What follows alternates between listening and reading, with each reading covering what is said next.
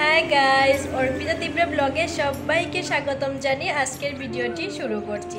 যে যেখান থেকে আমার ভিডিওটি দেখছেন সবাইকে অনেক অনেক ভালোবাসা জানাচ্ছি। যারা যারা আমার ভিডিও দেখে এখনও সাবস্ক্রাইব করোনি তাড়াতাড়ি সাবস্ক্রাইব করে নেবে। দুদিন থেকে খুব ঠান্ডা পড়েছে, কুয়াশাও পড়েছে, রৌদ্র দেখাচ্ছে না। কবে জানি রৌদ্র মুখটা দেখতে পাবো। কাপড়ও কিছু ধোয়ার ছিল, তো রৌদ্র উঠছে না, কি করে কাপড় দেবো দেখি। কিছু কাপড় তো ধুতেই হবে, রৌদ্র না দিলে কি হবে, ধুতেই হবে। বাড়িতে কাজও চলছে। বেশি ভকভক করলে আমার রান্নাটা লেট হয়ে যাবে, এখন রান্নাটা করে নেই। তো আজ রান্না করব আলু টমেটো দিয়ে, মাছ দিয়ে আর মূলা ভাজা। তো কালকে রাত্রে মূলা ভাজা করেছিলাম, মেয়ের খুব ভালো লেগেছে। তো মা সকালে বলেছে মা আমার জন্য মূলা ভাজা করবে, আমি খেয়ে স্কুলে যাব। তো একসঙ্গে দুপুরে রান্না করে নেব। বাড়িতে কাজ চলছে তাই ব্যস্ততার মধ্যে আছি, তাই রান্নাবান্না শেষ করে নিয়েছি। আর ভিডিও শ্যুটও করতে পারিনি, তাই রান্নাবান্না কিছু শেয়ার করলাম। ভিডিও না দিলে তো হবে না, তাই অল্প করে ভিডিও দিচ্ছি। তারপর সুন্দর সুন্দর ভিডিও নিয়ে চলে আসব।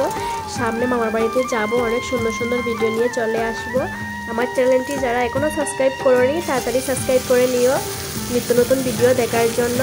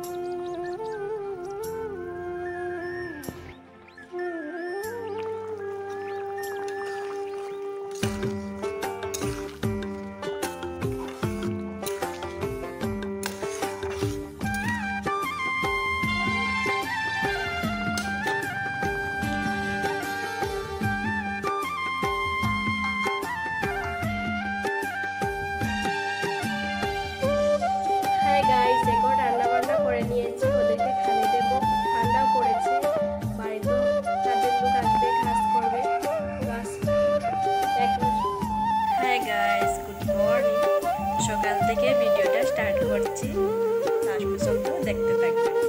আজ ঘুম থেকে উঠে আর বিছানাটা গুছানো হয়নি।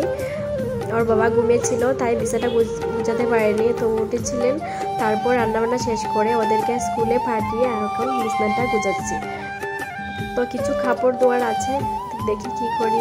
রৌদ্র তো একদম উঠাচ্ছে না, খুব কুয়াশা পড়েছে, এখনও কুয়াশা। 10টা বেজে গিয়েছে, এখনও কুয়াশা। রৌদ্র উঠাবে কি না বুঝতে পারছি না। কাপড় তো কিছু ধুতেই হবে।